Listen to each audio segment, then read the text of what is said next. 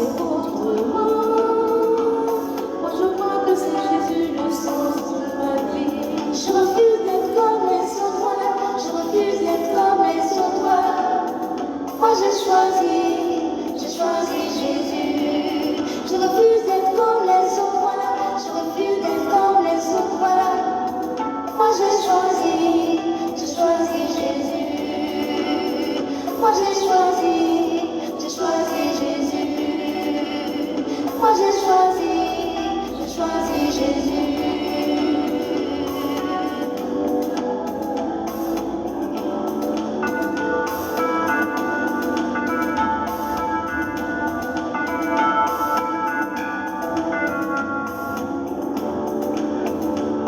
Rien ne nous oblige à suivre le monde dans sa dérive. Vivre avec Dieu, obéir à ses préceptes, c'est pour nous la vie. Rien ne nous oblige à suivre le monde dans sa dérive. Vivre avec Dieu, obéir à ses préceptes, c'est pour nous la vie. Même si le monde ne partage pas cet avis, pour nous, pour moi, c'est ça la vie. Même si les autres ne partagent pas cet avis, pour nous, pour moi, c'est ça la vie. Peu importe ce que l'autre pense, moi je crois que c'est Dieu le sens de ma vie. Peu importe ce que l'autre pense, moi je crois que c'est Dieu le sens de ma vie. Personne ne m'oblige à penser autrement. Moi je crois que c'est Jésus le sens de ma vie. Personne ne m'oblige à penser autrement. Moi je crois que c'est Jésus le sens de ma vie. Je refuse d'être comme les autres, je refuse d'être comme les autres. Moi j'ai choisi Jésus.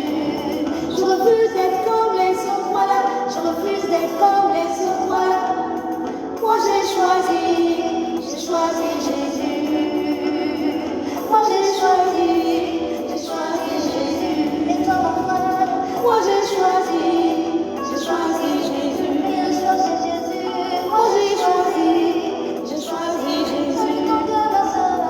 Moi j'ai choisi Jésus. Moi j'ai choisi, tu ne seras pas déçu. Moi j'ai choisi Jésus. Moi j'ai choisi Jésus.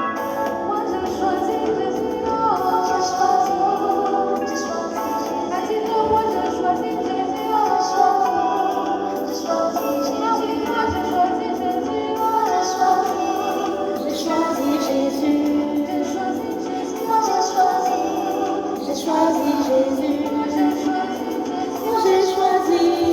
J'ai choisi Jésus.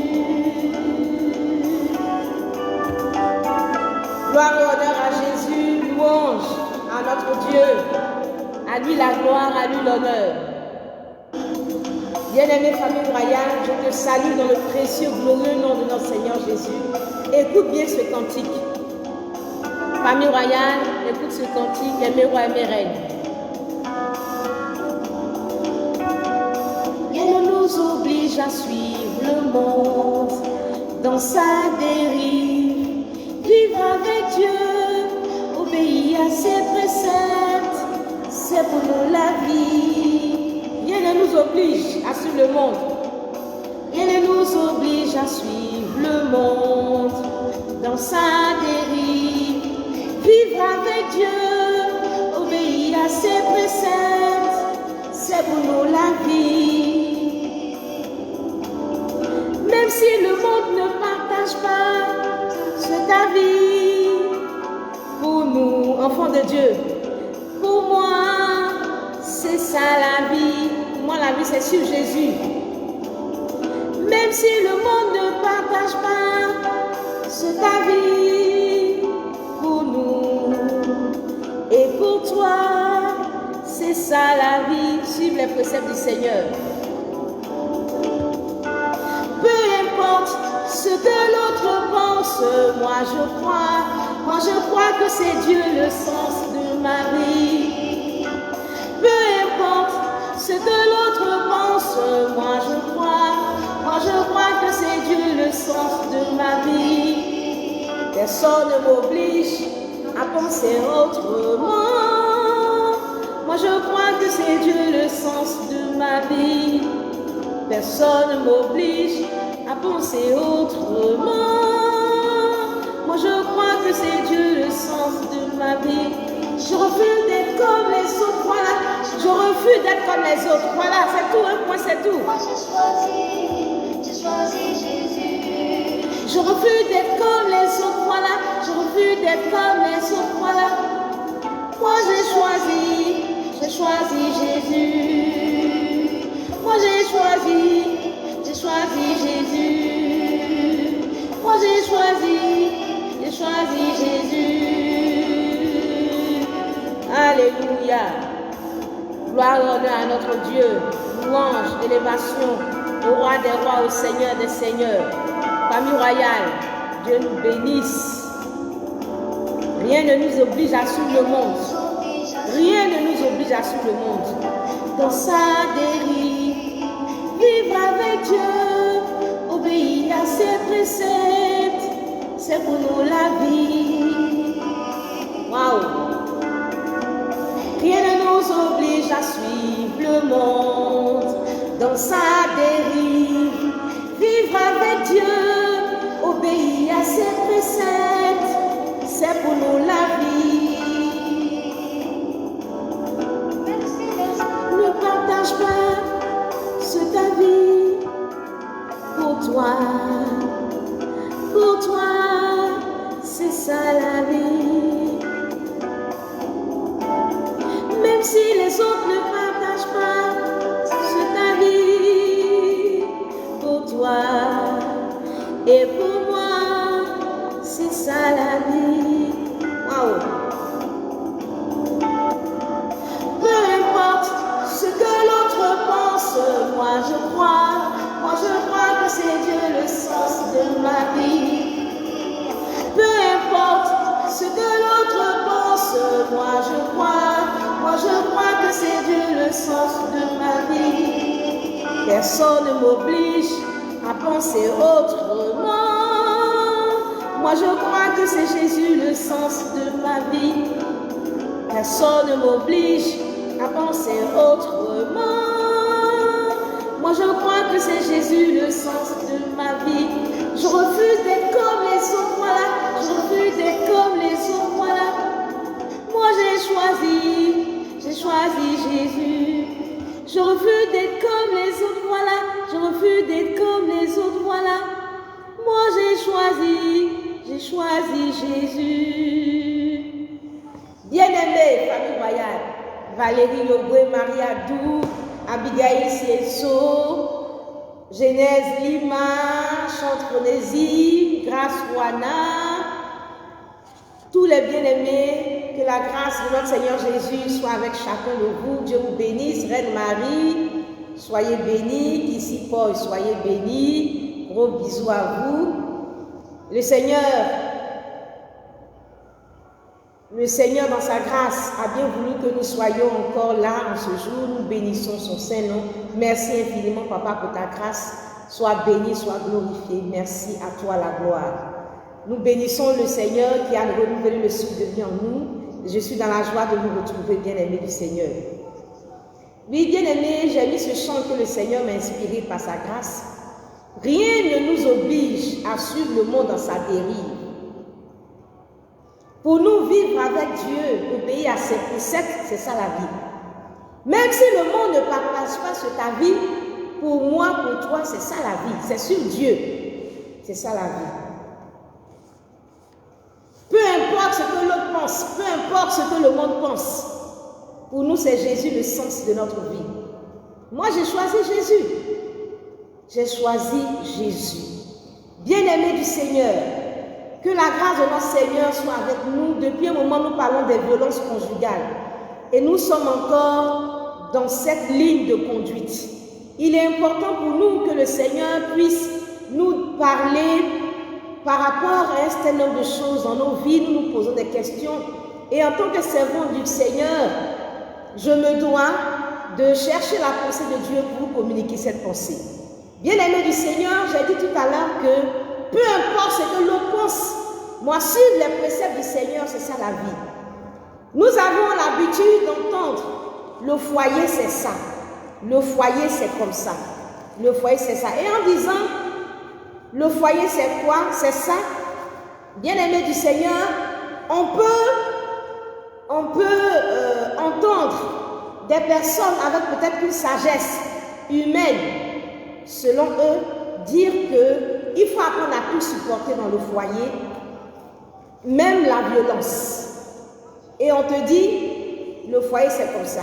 Et quand tu subis les violences et que tu es en train de fuir, tu veux fuir ces violences, tu peux même aller te retrouver en famille, chez un oncle, chez une tante, tu es réfugié quelque part.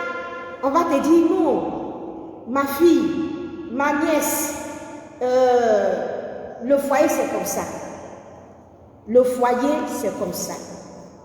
Le foyer c'est comme ça. Le foyer c'est la souffrance. Le foyer c'est la douleur. Le foyer c'est il faut subir, etc. etc.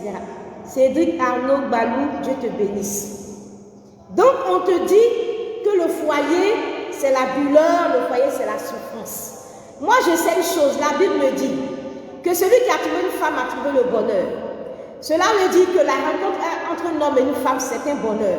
Le foyer est pour moi, selon ma compréhension de la parole de Dieu, une plateforme où chacun peut bénéficier de la richesse que Dieu a mis en l'autre pour s'épanouir, pour entrer dans sa destinée, pour se réaliser. En aucun moment, je ne vois dans la parole de Dieu que le foyer, c'est comme ça. C'est la souffrance, c'est la douleur, c'est la violence qu'il faut supporter. Nous pouvons comprendre que là où il y a deux personnes qui vivent forcément, ce sont des personnes imparfaites, il y a des incompréhensions, il y a des couacs, il y a des moments où on peut traverser des crises, on peut traverser des situations parce qu'on ne comprend pas, etc., etc.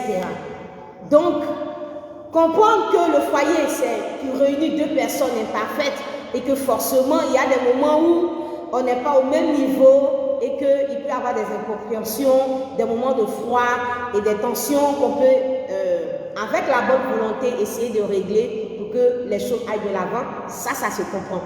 Mais comme on entend, le foyer c'est comme ça, c'est la souffrance.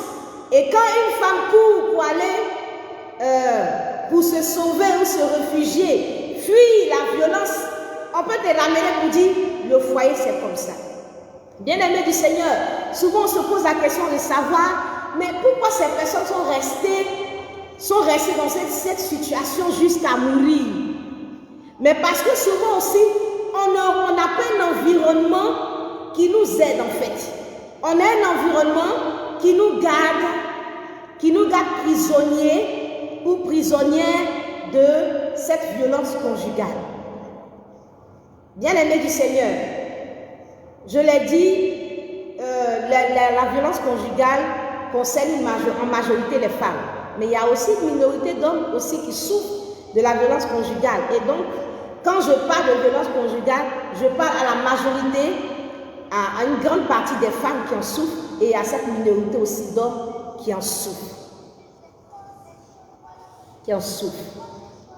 Bien-aimé, je veux dire à quelqu'un que quand le Seigneur a dit que celui qui a trouvé une femme a trouvé le bonheur, moi je m'attends dans le mariage à un environnement qui puisse me donner de me réaliser, de rentrer dans ma destinée, une plateforme où le Seigneur va permettre que nous deux, l'homme et la femme, puissent conjuguer ensemble leur richesse, leurs talents, leur potentiel, leurs compétences, leur savoir-faire, pour donner à chacun de rentrer dans sa destinée, pour donner à chacun de se réaliser. Je ne m'attends pas à un ring, je ne m'attends pas à une formation militaire, je ne m'attends pas à une bataille, Je ne m'attends pas à un lieu de guerre. Donc ne me dites pas que le foyer c'est comme ça. Ne me dites pas que le foyer c'est comme ça. Et c'est pourquoi je donnais le cantique que le Seigneur m'a inspiré pour dire, peu importe ce que l'autre pense, peu importe ce que le monde pense, moi ce que je crois c'est Jésus le sens de ma vie.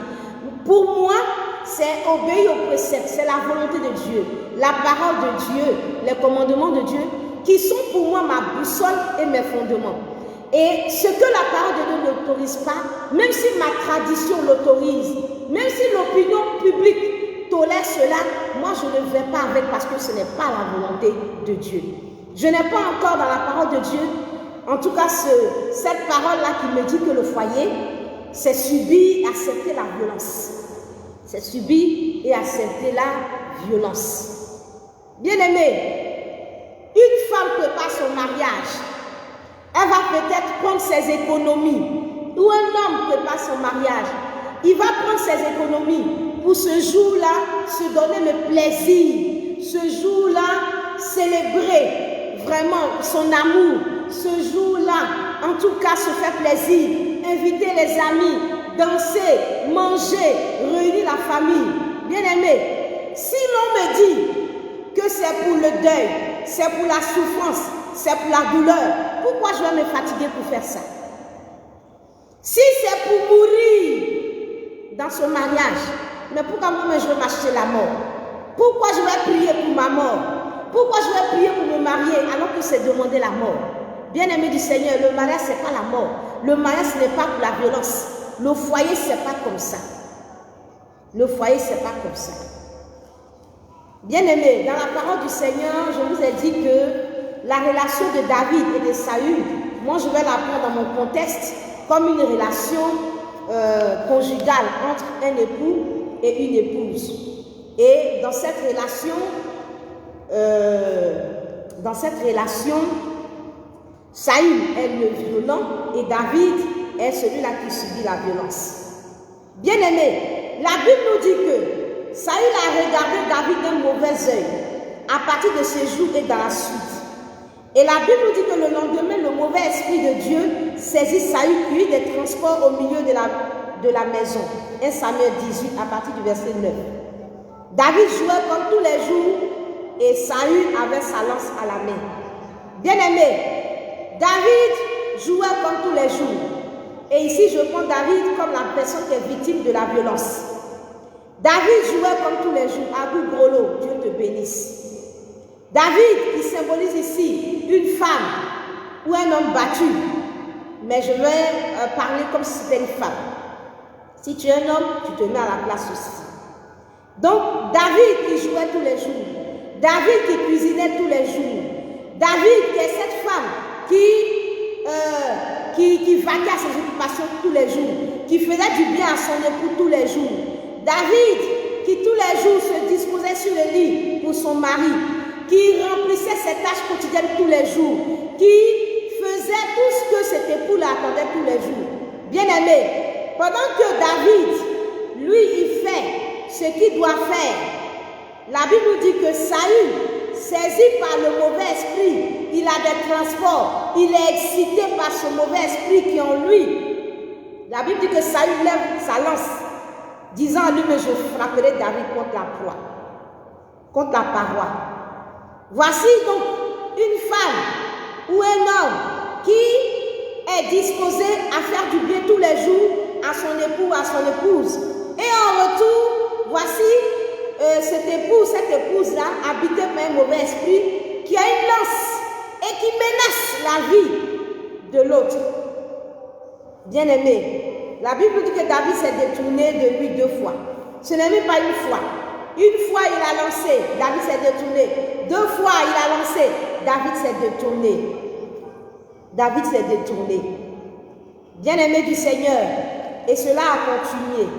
À un moment donné, la Bible nous dit ceci, que Saül parla à Jonathan son fils et à tous ses serviteurs de faire mourir David. Mais Jonathan, fils de Saül, qui avait une grande affection pour David, l'en informant et lui dit, Saül mon père cherche à te faire mourir. Sois donc sur tes gardes, demain matin reste dans un lieu retiré et cache-toi. Je sortirai et je me tiendrai à côté de mon Père, dans le champ où tu seras. Je parlerai de toi, mon Père, je verrai ce qu'il dira et je te le rapporterai. Jonathan parla favorablement de David à Saül, son père, que le roi, dit-il, ne commette pas un péché à l'égard de son serviteur David, car il n'en a point commis envers toi. Au contraire, il a agi pour ton bien. Il a exposé sa vie et il a tué le Philistin. Et l'Éternel a opéré une grande délivrance pour tout Israël. Tu l'as vu et tu t'en es réjoui. Pourquoi pécherais-tu contre le sang innocent et ferais-tu sans raison mourir David? Saül écouta la voix de Jonathan et il jura, disant, l'Éternel est vivant, David ne mourra pas. Jonathan appela David et lui rapporta toutes ces paroles, puis il l'amena auprès de Saül en présence de qui David fut comme auparavant. Bien-aimés du Seigneur, je vous ai dit que je prends la relation de David et de Saül comme une relation conjugale dans ce contexte. Voici qu'on voit clairement que Saül manifeste de la violence vis-à-vis de David. David essaie de se détourner une fois, deux fois, il continue. Et voici que Saül n'a même pas caché sa violence et son intention même de tuer David. Il en parle, Jonathan entend, les serviteurs entendent, les gens entendent. Ils sont conscients qu'il y a une menace qui pèse sur la vie de David. Et qu'est-ce que Jonathan fait? Dans ce contexte, je comprends que c'est une personne de l'environnement qui voit, qui est au courant, qui sait que David est menacé. Et qu'est-ce qu'il fait? Il va dire à David, à Jonathan, en tout cas, David, Saül plutôt, cherche à te faire mourir. Ça, c'est bien déjà de le dire. Et je reviendrai plus tard dans un autre contexte. Je vais parler du bien que Jonathan a eu à faire. Mais ce qui m'intéresse aujourd'hui, dans ce que j'ai lu, c'est que Jonathan dit à David que Saül cherche à te faire du mal. Et il dit, il faut te retirer, mets-toi à côté, hein. Mets-toi à côté, cache-toi quelque part, pas trop loin. Moi, je vais partir parler à Saül, je vais partir parler à son cœur.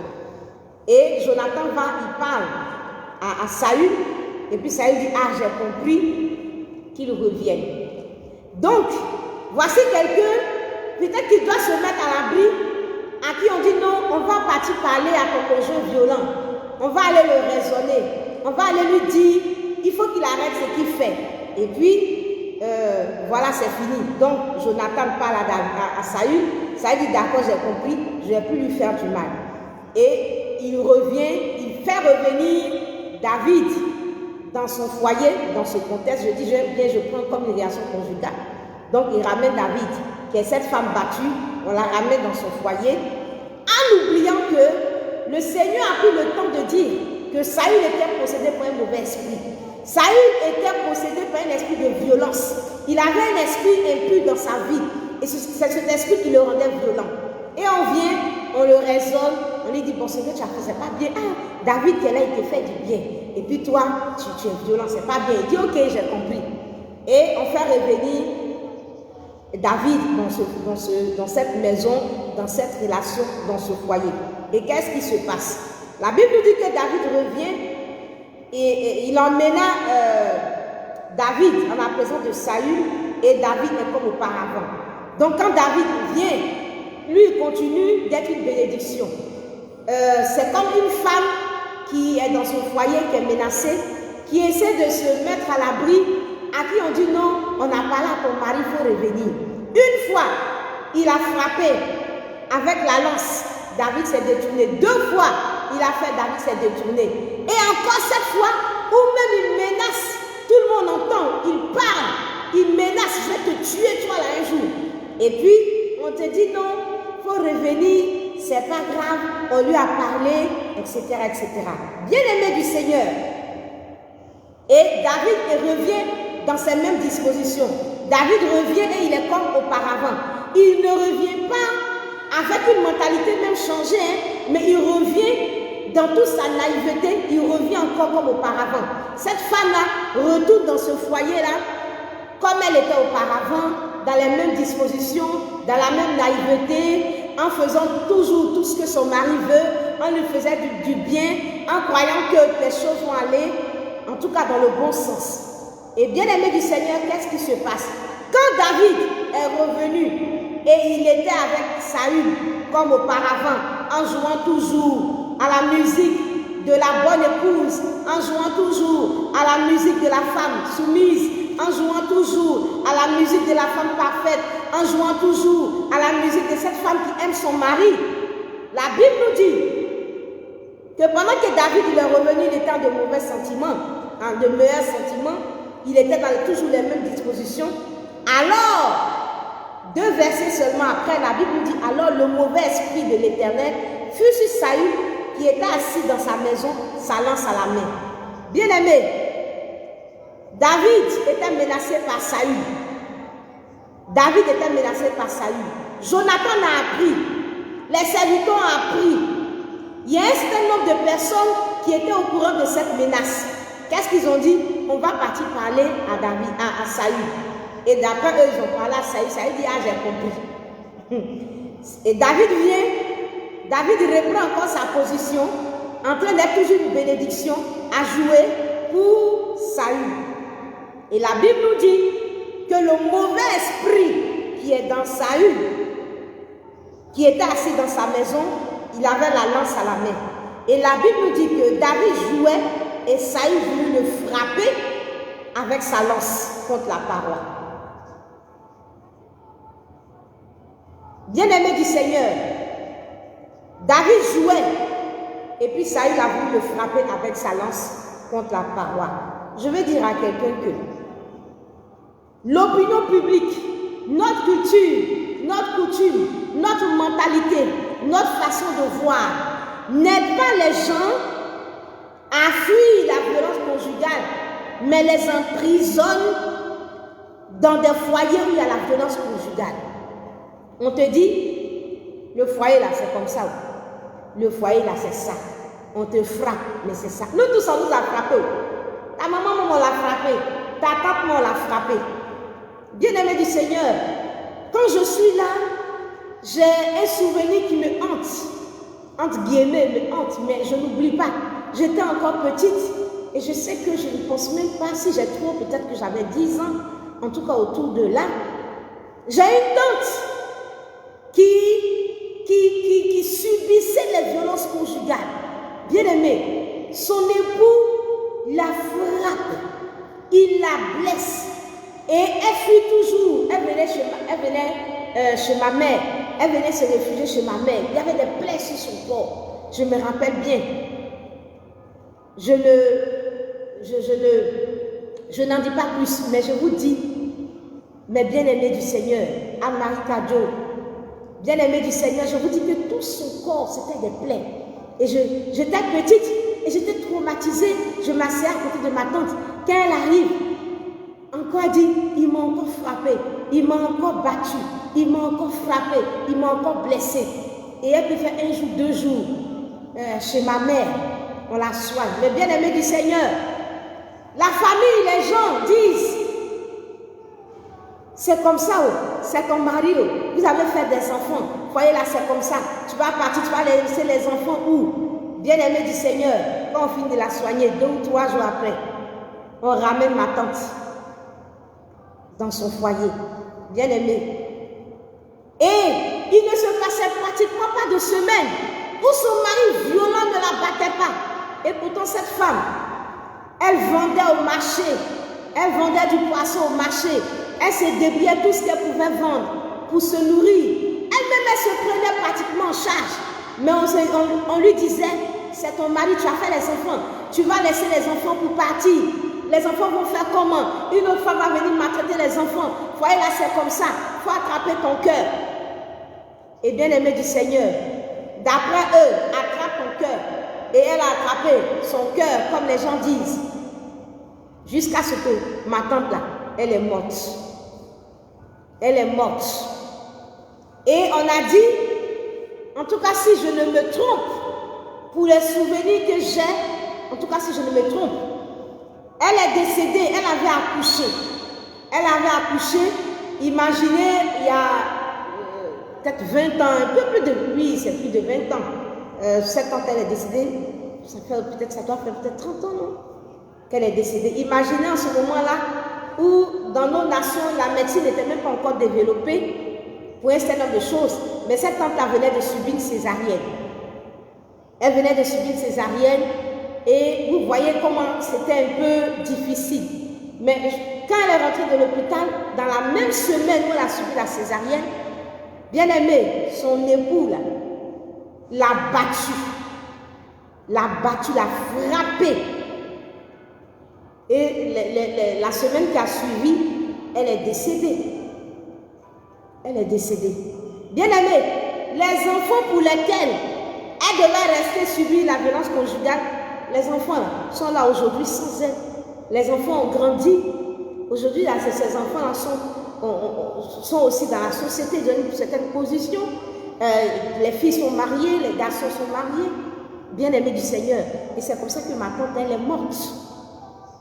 On te dit, je dis, si c'est pour la mort qu'on doit prendre nos économies pour inviter les amis et puis faire le mariage, mais ça ne sert à rien, je n'ai pas besoin de m'acheter la mort.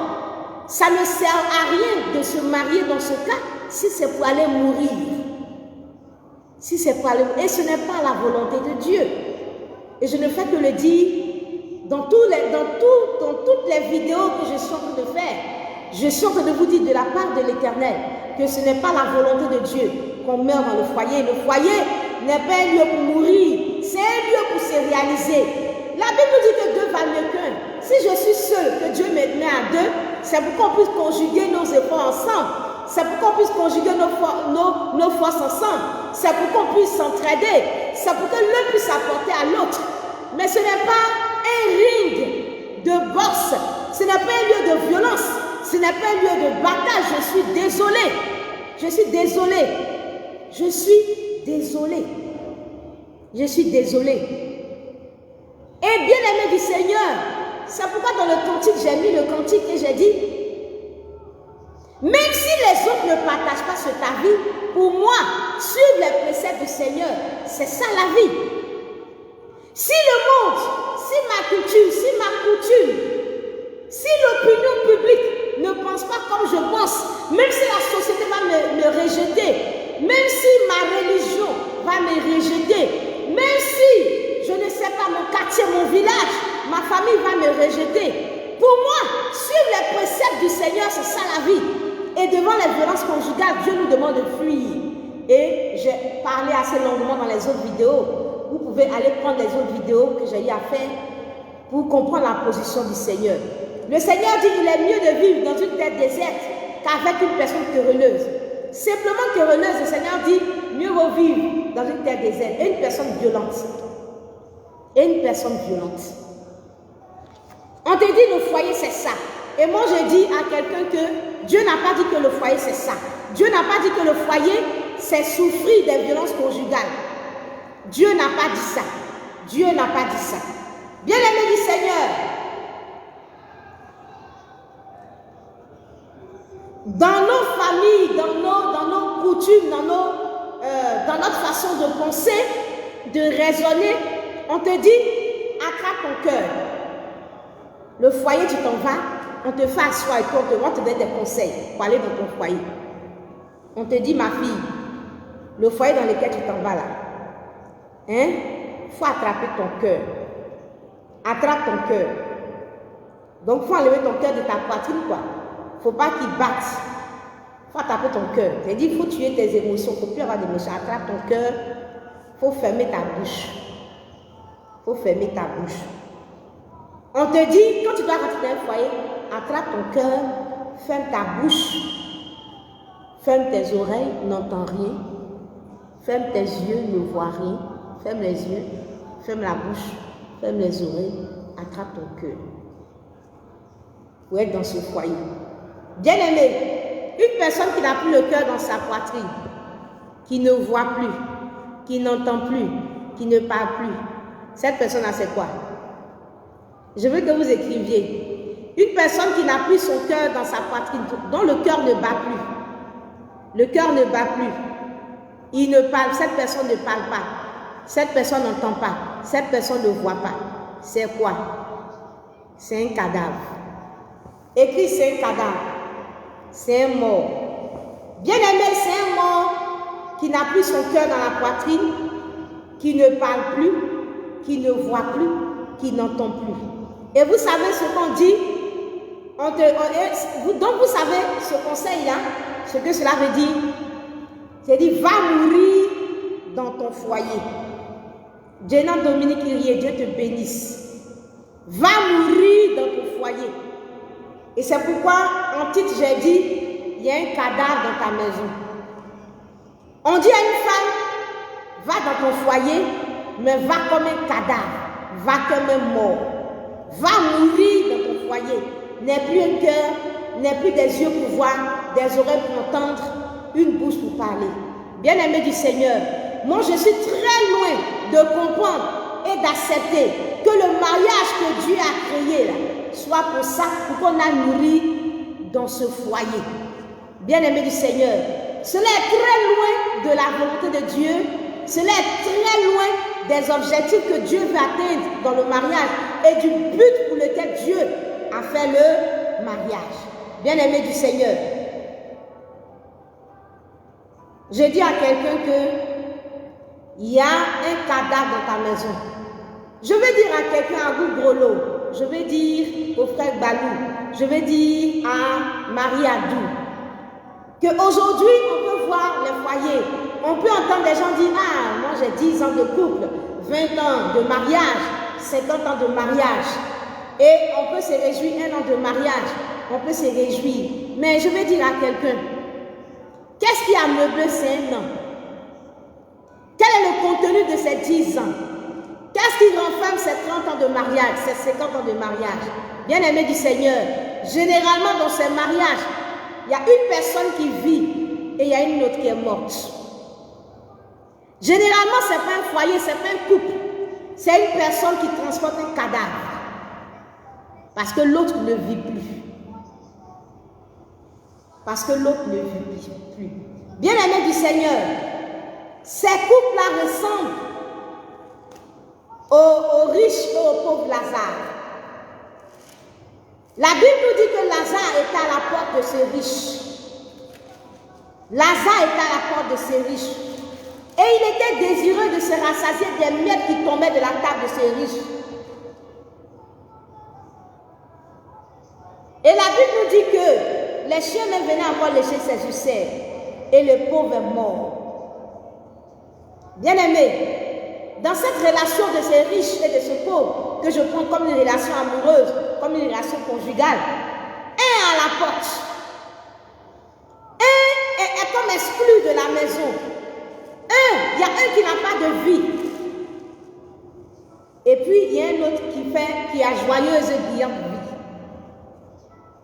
vie. Joyeuse et brillante vie. Et bien aimé du Seigneur, je vois dans ce Lazare l'image de cette femme au foyer ou de cet homme au foyer qu'on voudrait voir la bouche fermée, les oreilles fermées, les yeux fermés, qui n'a plus de cœur, qui n'a plus d'émotion. Bien-aimé du Seigneur, on voit ce pauvre dans cette maison. Il ne parle pas, il ne se plaint de rien, il ne dit rien. C'est comme quelqu'un qui ne voit rien, il est juste là et il subit jusqu'à la mort. Subit jusqu'à la mort. Subit jusqu'à la mort. Tu n'entends rien, tu ne vois rien, tu ne parles pas, tu n'as plus d'émotion. Et c'est ce qu'on te dit. Et c'est ce que te dit ma soeur ou bien ma fille quand tu rentres en foyer. Foyer, c'est comme ça. Il va faire toutes les bêtises. C'est qui est sûr, même si tu te frappes, c'est pas grave. Faut rien voir, faut rien entendre, faut rien voir, faut rien entendre. Attrape ton cœur, reste dedans, faut rester pour les enfants, faut rester jusqu'à la mort. Et le pauvre est resté là. Pourquoi certaines personnes restent? L'une des raisons, c'est ce que l'on pense, c'est la mentalité, c'est ce qu'on nous communique, c'est l'éducation qu'on nous donne, c'est ce qu'on nous fait croire que tu dois rester dedans jusqu'à la mort. Et donc, pendant que Dieu nous demande de fuir les violences conjugales, on nous dit de rester. Certains même peuvent dire que c'est par obéissance même à leur foi qu'ils restent dans cette violence. Bien-aimé du Seigneur, on te demande de te régner toi-même. On te demande de ne plus avoir d'émotions, de ne plus avoir de sentiments, de ne plus avoir de personnalité, de ne plus avoir de volonté, de ne plus avoir de désir. Mais bien-aimé, on te demande de mourir. Mais est-ce pour la mort que je me suis mariée ou pour la vie? Si c'est pour mourir, donc ce n'est même pas la peine de se marier. À quoi cela sert de se marier si c'est pour se régner soi-même? Si c'est pour tuer en nous notre vie, si c'est pour tuer en nous notre personnalité, si c'est pour tuer en nous ce que nous sommes, nos émotions, si c'est pour tuer notre vie, notre destinée, à quoi cela sert donc de se marier? Bien-aimé, ce n'est pas ça le foyer. Ce n'est pas comme ça le foyer. Le pauvre est mort. Le pauvre est mort. Et il est mort avant le riche, avant le mauvais. Et je veux dire à quelqu'un que si tu restes dans cette violence, tu vas mourir avant le méchant, tu vas mourir avant le mauvais. Bien-aimé du Seigneur, souvent on est là et puis on se dit, waouh! Et on entend souvent des femmes dire, l'homme là, il était tellement mauvais, il a maltraité ses femmes jusqu'à aujourd'hui là.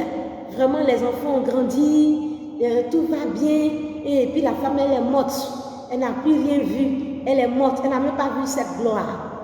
Bien-aimé du Seigneur, je veux dire à quelqu'un que si tu acceptes de vivre les violences conjugales, tu as signé un pacte avec la mort, tu as accepté de mourir, tu vas mourir, et celui qui t'a maltraité, le méchant, va vivre pour voir cette gloire. Et je veux te dire que non seulement toi tu vas vite mourir, mais le méchant lui va vivre. Et puis, peut-être même qu'il aura l'opportunité de se repentir un jour, de demander pardon à Dieu et de se trouver au ciel. Bien-aimé, le brigand qui était à la croix de Jésus, à côté de Jésus, tu ne sais pas où il a manifesté son brigandage. Peut-être qu'il était violent dans son foyer, peut-être même qu'il a tué son épouse. Mais Dieu, le Dieu de grâce, en fin de compte, à la dernière minute, il a reconnu son péché, il a demandé pardon, il est parti au ciel. Et tu vas être étonné de te retrouver à la porte du ciel, tu vas voir celui-là qui t'a violenté aller au ciel. Et tu vas commencer à crier, hé Dieu, celui-là c'est à cause de lui, c'est à cause de lui, je suis vite morte, c'est lui qui m'a fait souffrir. Et le Seigneur va te répondre pour dire, mais à la dernière minute, il a reconnu son péché, il a accepté le Seigneur, il s'est retrouvé au ciel. Bien-aimé du Seigneur, je veux te dire, il ne faut pas accepter de mourir pour un homme. N'accepte pas de mourir pour un homme. Quand je parle d'un homme, je parle d'un homme avec grand H. C'est-à-dire, n'accepte pas de mourir pour une femme, n'accepte pas de mourir pour un homme. Bien-aimé du Seigneur, le pauvre est mort. Tu vas vite mourir parce que même s'il ne t'a pas frappé comme ça d'un coup, tu vas vite mourir à cause des maladies psychosomatiques. Et lui va vivre longtemps. Il va vivre longtemps pour jouir des bénéfices de ta souffrance. Ou bien tu vas mourir de ses coups et lui, il sera encore en vie. Le pauvre est mort. Bien-aimé, on te dit, il faut rester, il faut souffrir dedans. Foyer, c'est comme ça, ça va aller. Nous, tout ça, c'est par là on est passé. Je veux que quelqu'un dise, foyer, c'est pas ça. Foyer, c'est pas ça. Ce n'est pas accepter les violences conjugales. Ce n'est pas accepter les violences conjugales. Je dis, foyer, ce n'est pas ça. Ce n'est pas accepter les violences conjugales. L'influence de l'entourage, la mentalité, nos coutumes, faisons attention à ces choses. Ce que le monde pense, ce que les gens pensent, ce que les gens croient être vrai, ce n'est pas forcément vrai. La Bible nous dit, n'appelez pas conjuration ce que ce peuple appelle conjuration. N'appelez pas foyer ce que ce monde appelle foyer. N'appelez pas foyer ce que le monde appelle foyer. Bien-aimés du Seigneur, ce que les gens disent ce que les gens pensent. Ce n'est pas toujours ce qui est ça, ce n'est pas toujours ce qui est vrai. Et puis souvent, les gens font dire à Dieu ce que Dieu n'a pas dit. Les gens font dire à Dieu ce que Dieu n'a pas dit. Bien-aimés du Seigneur, je vous ai déjà dit que les gens disent que Dieu n'aime pas le divorce. Mais je vous ai dit que c'est vrai que Dieu n'aime pas le divorce, mais Dieu n'aime pas aussi la violence. Voilà. Dieu n'aime pas aussi la violence. Pourquoi ce pauvre est resté à cette porte? Pourquoi cette pauvre femme est restée dans cette maison? Pourquoi la victime de violence conjugale reste dans cette maison? Souvent, elle ne trouve pas aussi un environnement favorable pour sortir de la violence conjugale. Bien aimé, il y a deux aspects que je vais développer en ce qui concerne la personne elle-même, sa responsabilité. Mais pour aujourd'hui, je suis en train de te dire que souvent l'environnement ne s'y prête pas. Il y a peut-être 30 ans de cela, peut-être que les choses ont évolué aujourd'hui, mais moi j'ai une tante et chaque jour j'ai en mémoire cette tante. J'ai en mémoire cette tante, cette belle tante, cette femme belle qui a fait de beaux enfants aujourd'hui qui sont là. Elle est morte parce que cet homme-là l'a battue. Bien-aimé du Seigneur, même quand ma tante est décédée et que cet homme-là s'est remarié, la femme qui l'a remarié a aussi souffert des violences conjugales parce qu'elle a continué à battre cette femme. Bien-aimé du Seigneur. Et voici que dans le cadre de la relation de David et de Saül, où Saül était violent, quand il y a violence, bien-aimé du Seigneur, qu'est-ce que les gens font? Souvent les gens se réunissent et puis vont parler à Saül. Comme Jonathan est parti parler à Saül. Il ne faut pas faire ça. Ce que tu veux, c'est pas bien. Hein? Ta femme, elle est bien. Cette bonne femme-là. C'est dit. Et puis ce que nous constatons, c'est que c'est la personne même qui est violente qu'on ménage.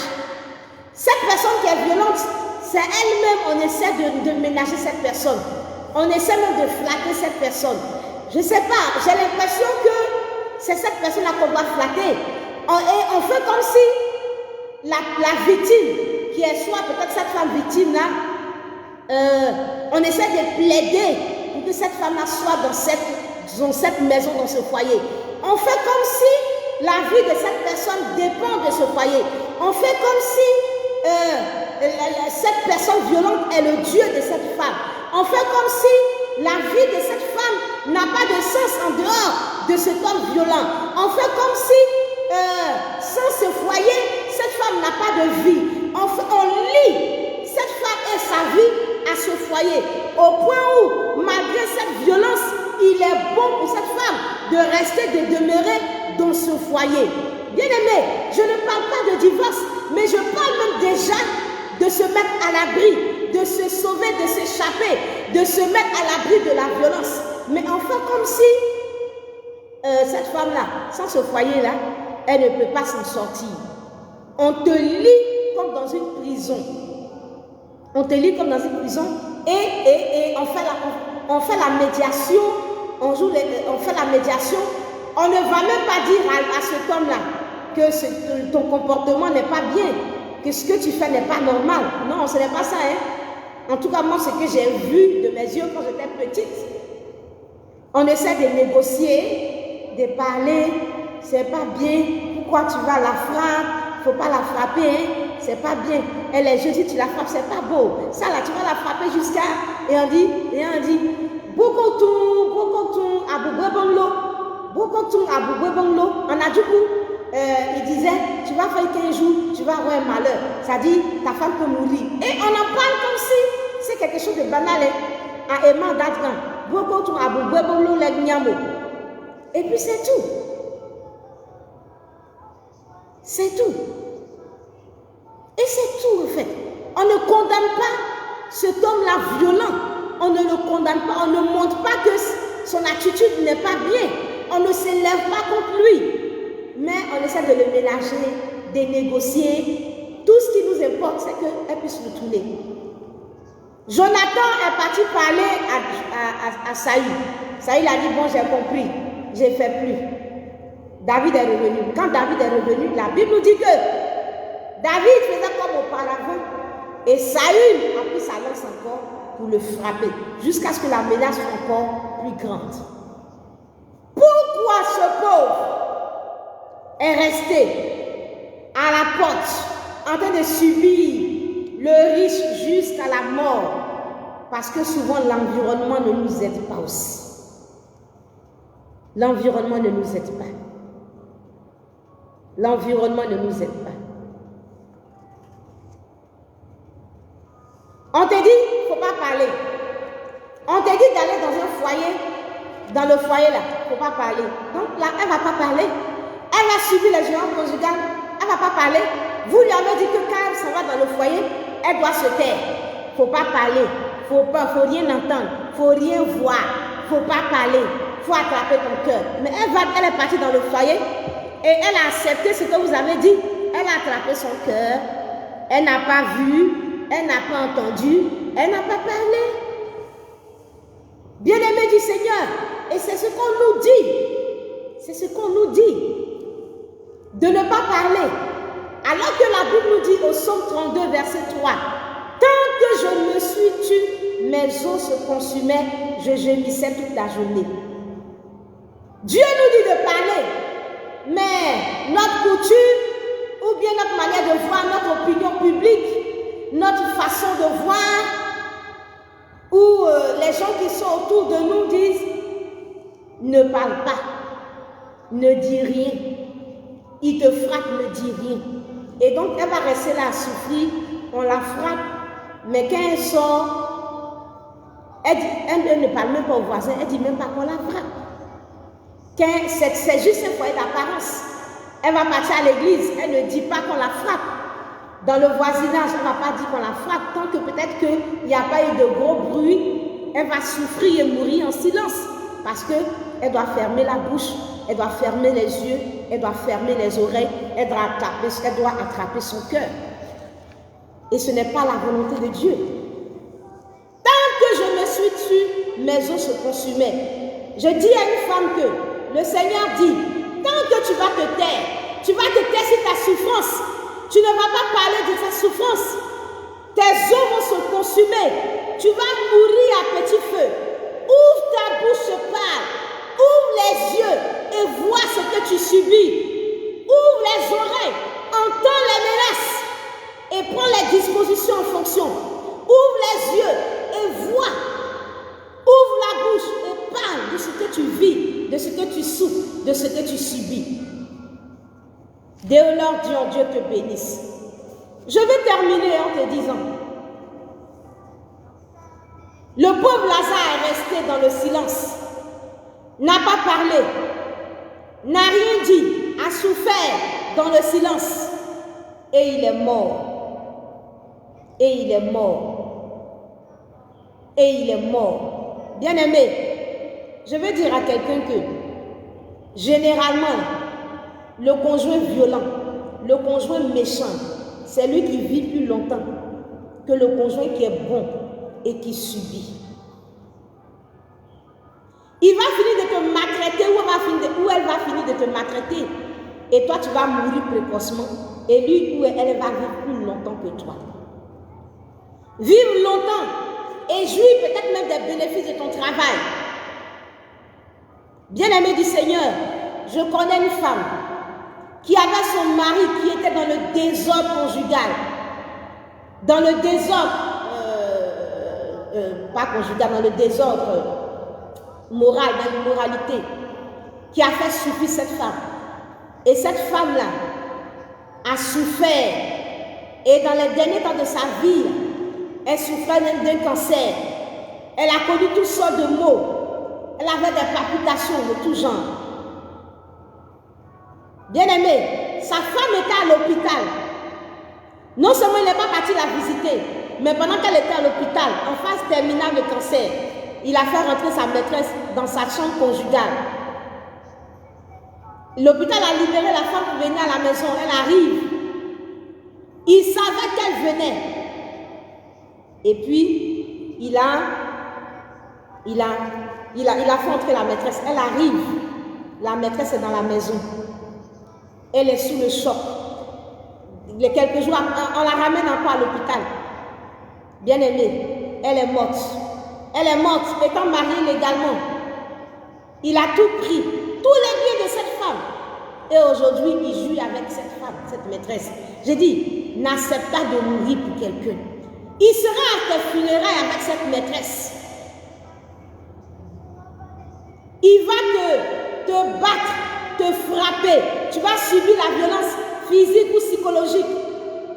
Même ton cadavre, il va humilier cela. Et puis pour s'asseoir, pour jouir du fruit de ton travail. Tellement de choses qu'on a vues, qu'on voit tous les jours. Bien-aimé du Seigneur, cette femme, cet homme,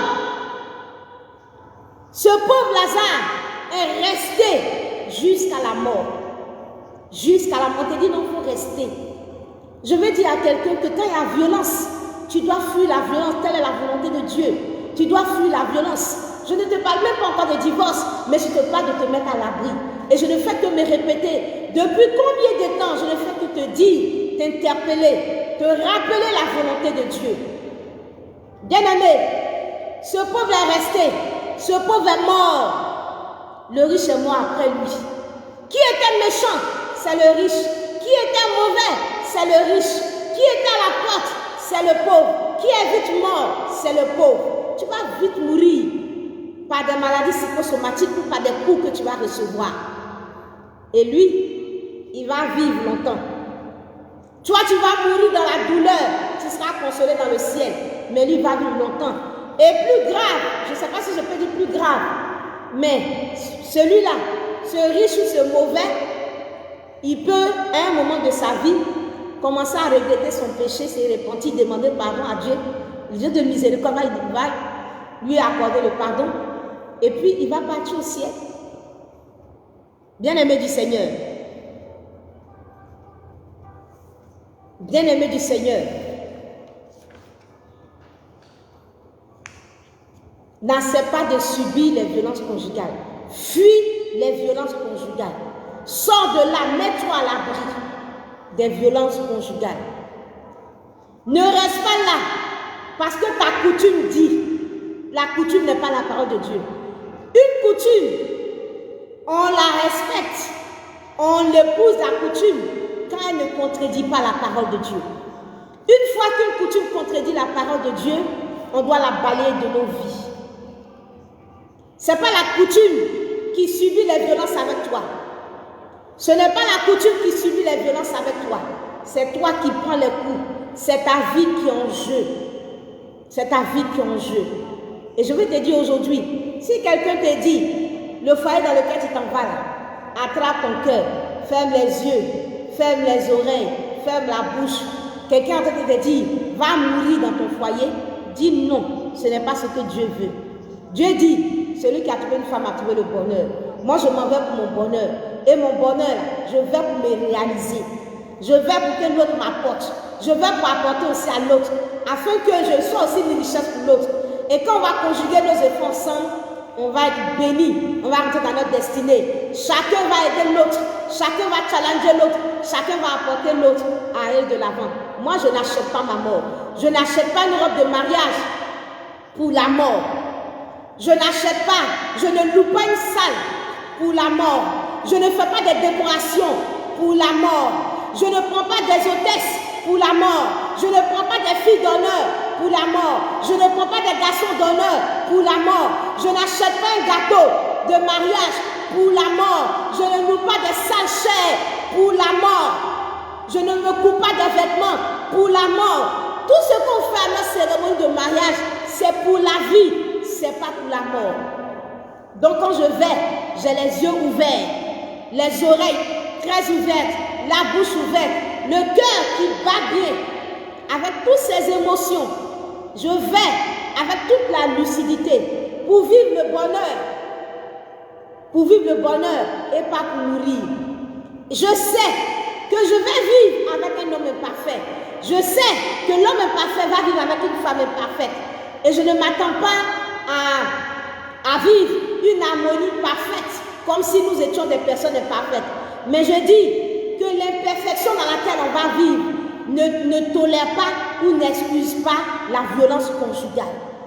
Vivre de façon imparfaite avec nos défauts, cela ne veut pas dire accepter les violences conjugales.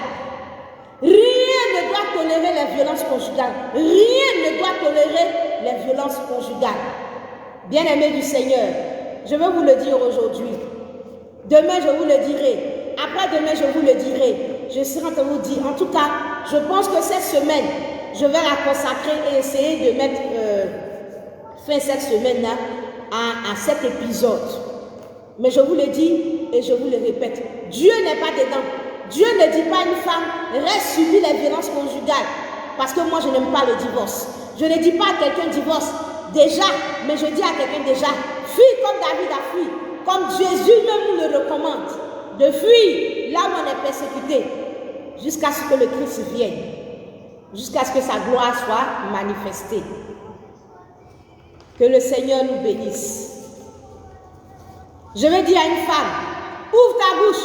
Je veux dire à un homme qui subit la violence conjugale, ouvre ta bouche, brise le silence de la violence conjugale. Ouvre ta bouche, brise le silence de la violence conjugale. Ne meurs pas en silence, ne souffre pas en silence, sans que les gens ne sachent.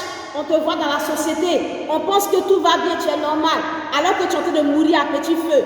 Brise le silence de la violence conjugale. Si ta coutume, ta famille, tes parents, ta religion, je ne sais qui, te dit de fermer la bouche pour mourir en silence, brise le silence de la violence conjugale. Car le Seigneur nous dit au psaume 32, verset 3, tant que je me suis tue, mes os se consumaient, je gémissais toute la journée. Quand je me suis tue, mes os se sont consumés, et aussi quand je n'ai fait que rugir tout le jour. La version Darby dit, tant que je me suis tue, mes os ont dépéri quand je rugissais tout le jour.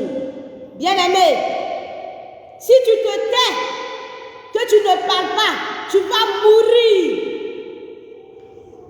Brise le silence de la violence.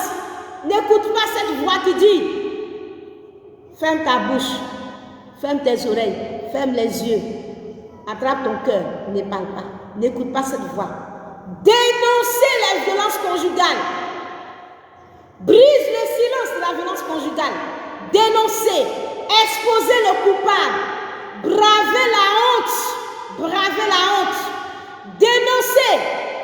Dénoncez et fuyez. Dénoncez et fuyez la violence conjugale. C'est ce que je te dis pour finir. Bien-aimé du Seigneur, n'écoute pas, ferme la bouche. J'ai dit, dénoncez les violences conjugales. Ouvre la bouche, brise le silence. Exposez le coupable. Brisez le silence de la violence conjugale. Brisez le silence de la violence conjugale. Que les gens me condamnent. Que les gens me traitent de tous les noms. Que les gens disent que je ne suis pas une femme exemplaire ou un homme exemplaire. Qu'on me dise que je ne suis pas une femme de valeur ou un homme de valeur. Qu'on me dise que je ne reflète pas les valeurs de la coutume ou de la religion. Je ne sais quoi. Bien-aimé du Seigneur, peu importe ce que les autres pensent, moi, obéir à la voix de Dieu, c'est ça ma vie. Pour moi, c'est ça ma vie. Peu importe ce que l'autre pense, quoi. Ce n'est pas mon problème. Qu'est-ce que Dieu pense? En tant qu'épouse, en tant que femme, en tant qu'homme, quand je subis les violences conjugales, qu'est-ce que Dieu pense? Le Seigneur me dit, mieux vaut vivre dans une terre déserte qu'habiter avec une personne querelleuse. Si pour une personne querelleuse, je dois aller vivre dans le désert, dans une terre déserte, et alors, quand on me bat, quand on me blesse, quand mon sang coule, qu'est-ce que je dois faire? Le Seigneur dit, quand on vous persécutera, fuyez. Vous n'allez pas finir de traverser les villes que le Fils de l'homme va venir. Bien-aimés, devant les violences conjugales, Dieu nous demande de fuir. Dénoncez. Ouvrez vos bouches. Parlez. Ouvrez vos bouches. Parlez. Ouvrez vos bouches. Parlez. Dénoncez les violences conjugales et fuyez ces violences conjugales. Que Dieu nous bénisse et que sa grâce soit avec nous. Demain à 12h30, nous allons continuer. Nous allons parler toujours. Et n'oubliez pas notre rendez-vous de mercredi. Mercredi, nous sommes en jeûne jusqu'à 18h. Toute la journée de mercredi à 12h30, nous prions. Mais avant cela, nous allons nous retrouver demain à 12h30. Nous allons continuer de parler de violence conjugale. Cette semaine, je pense que je veux vraiment boucler ce sujet, dire un certain nombre de choses et puis boucler parce que de toutes les façons, on ne peut pas finir de parler d'un sujet. Le Seigneur a toujours quelque chose à dire. Donc je vais essayer par la grâce du Seigneur de terminer avec ce sujet pour aborder d'autres sujets la semaine prochaine. Que Dieu vous bénisse. Je vous aime à Gougrolo. Je t'aime à Gougrolo. Je t'aime Grâce Wana. Je t'aime Marie Adou. Je t'aime Balou. Je t'aime Grâce Wana. Je t'aime Lima Genèse. Je t'aime Valérie Yoboué. Je t'aime Chantonésie. Je t'aime tous les bien-aimés. Évangéliste Linda, je t'aime. Évangéliste Séraphin, je t'aime. Je vous aime tous. Je t'aime Reine Marie. Je t'aime Kissy Paul. Soyez bénis, que la grâce du Seigneur soit avec vous. Écoutons vraiment ce cantique.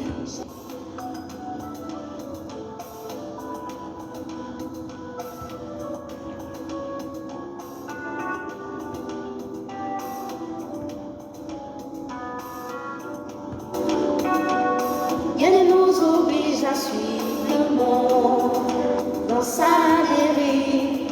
Vivre avec Dieu, obéir à ses préceptes, c'est pour nous la vie. Bien-aimés, partout dans vos maisons, dans vos familles autour de vous, dites aux hommes, dites aux femmes, ouvrez les bouches, parlez, dénoncez les violences conjugales. Dites aux hommes et aux femmes d'ouvrir la bouche, de parler, de ne pas fermer la bouche, de dénoncer les violences conjugales. À Jésus la gloire, à Jésus l'honneur.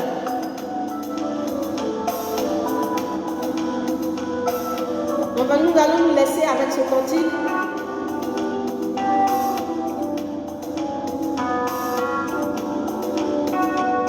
Rien ne nous oblige à suivre le monde dans sa dérive. Vivre avec Dieu, obéir à ses préceptes, c'est pour nous la vie. Rien ne nous oblige à suivre le monde dans sa dérive. Vivre avec Dieu, obéir à ses préceptes, c'est pour nous la vie. Même si le monde ne partage pas toute ta vie, pour nous, c'est ça la vie. Même si le monde est insupporté, il faut fuir la violence conjugale. Si ta maman ne partage pas sur ta vie, si ton papa ne partage pas, il faut fuir la violence conjugale. Dénonce, ouvre la bouche.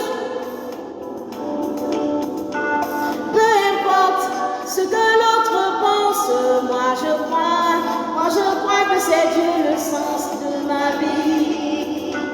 Peu importe ce que l'autre pense, moi je crois que c'est Dieu le sens de ma vie. Personne ne m'oblige à penser autrement. Moi je crois que c'est Dieu le sens de ma vie. Personne ne m'oblige à penser autrement. Moi je crois que c'est Jésus le sens de ma vie. Je refuse d'être comme les autres, voilà. Je refuse d'être comme les autres femmes qui acceptent de mourir. Je refuse d'être comme les autres hommes qui acceptent de mourir dans les violences conjugales. Je refuse d'être comme les autres, voilà. Moi j'ai choisi Jésus. J'ai choisi Jésus. Jésus c'est la vie. Jésus c'est la vie. Il est venu pour nous donner la vie. Il n'est pas venu pour nous donner la mort. Il a créé le mariage pour que nous ayons la vie, pas pour la mort. Quand le mariage devient maintenant le cimetière, il faut savoir fuir. Quand le mariage devient la tombe, il faut savoir fuir. Quand le mariage devient le cercueil, il faut savoir fuir. À Jésus la gloire, je vous aime. Si le monde ne partage pas sur ta vie, ce n'est pas mon problème. Si les gens ne partagent pas mon avis, ce n'est pas mon problème. Est-ce que Dieu est en accord avec moi? Est-ce que Dieu est d'accord avec ce que je fais? Est-ce que Dieu est d'accord avec moi? Voilà, gloire soit rendue au Seigneur. Le reste, ce n'est pas mon problème. Je vous aime. Au revoir.